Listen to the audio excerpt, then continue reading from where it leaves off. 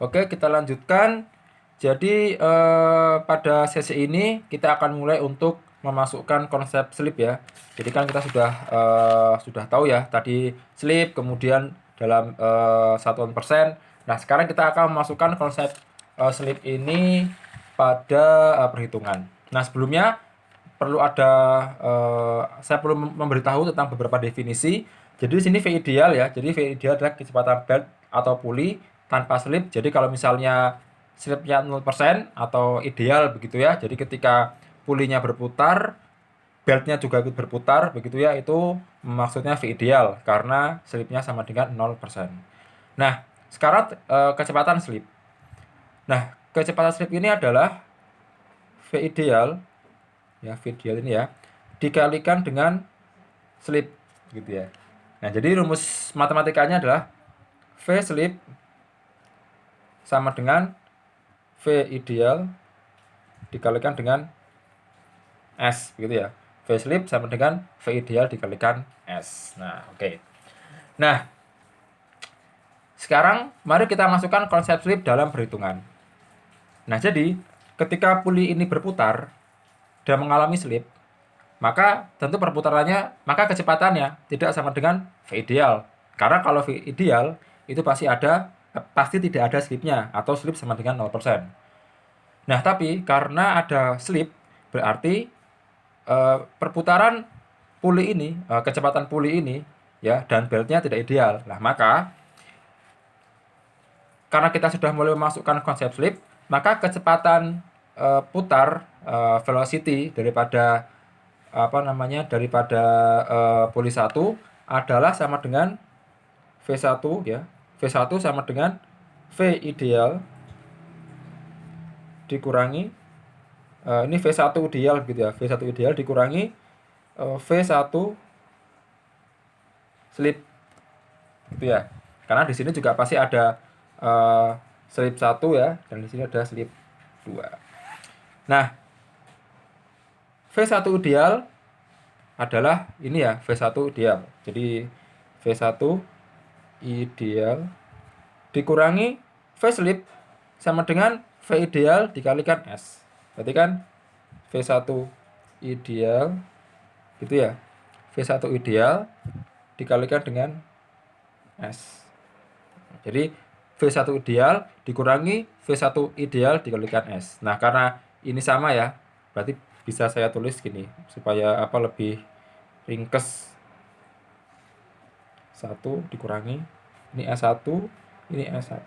Sama ya. Ini kan kalau dioperasikan sama dengan di atasnya. V ideal 1 dikurangi V ideal kali S1. Oke, jadi seperti ini ya. Oke. Nah, pun sama juga dengan V2. Jadi ya ini V1 itu untuk yang di sini. Nah, untuk yang V2 juga sama. Langsung saja ya. Jadi V2 ideal sama dikali 1 min S2. Oke, itu ya. Itu untuk V1 ideal. Nah, sekarang mari kita hitung matematisnya. Sekarang kita mulai dari V1 dulu. Oke. Nah, V1 tadi ya, ini ya. V1 sama dengan ini ya. Ini V1 berarti ya. V1 V1 sama dengan V1 ideal 1 min S1. Nah, maksudnya V ideal ini apa sih? Nah, V ideal itu adalah ini. Ini ya. Jadi ini V ideal ya. Ini V ideal. Nah, jadi V1 ideal adalah Pi dikali D1 karena kita ngomongnya puli nomor 1. D1 dikali dengan N1 per 60 1 kurangi S1. Nah, seperti itu ya. Itu untuk V1. Nah, untuk V2 juga sama. V2 ideal 1 min S2. Nah, sama dengan Pi kali D2 dikalikan N2 juga ya per 60 1 min S1. Jadi gitu ya. Ini adalah rumus untuk menghitung V1 dengan memperhatikan slip 1. Ini untuk menghitung kecepatan puli 2 dengan memperhatikan slip 2 ya. Ini 2. Oke. Dengan memperhatikan slip 2. Oke. Nah, sekarang bagaimana dengan velocity ratio? Nah, tadi kan sudah ketahui ya bahwasannya tadi. Nah, ketika konstruksinya seperti ini ya, ada belt begitu ya, ada belt begini. Yang sama apa? V1 dan V2-nya ya. Jadi kecepatan puli di sini sama dengan kecepatan puli di sini. Berarti kan V1 sama dengan V2. Nah, mari kita adopsi ya persamaan ini ke sini ya, ke yang tadi. Nah, ke sini ya. Karena V1 sama dengan V2. Oke. Ini agak jauh ya, nggak apa-apa. Nah, V1 ini ya. Oke. Saya tulis P D1 N1 dikalikan dengan 60. Wah, ini kurang ya. Sama dengan, ya maaf ya, ini saya 1 min S 1 gitu ya. Ini nggak ada sama dengannya ya. Sama dengan V2. V2 itu mana? Ini ya.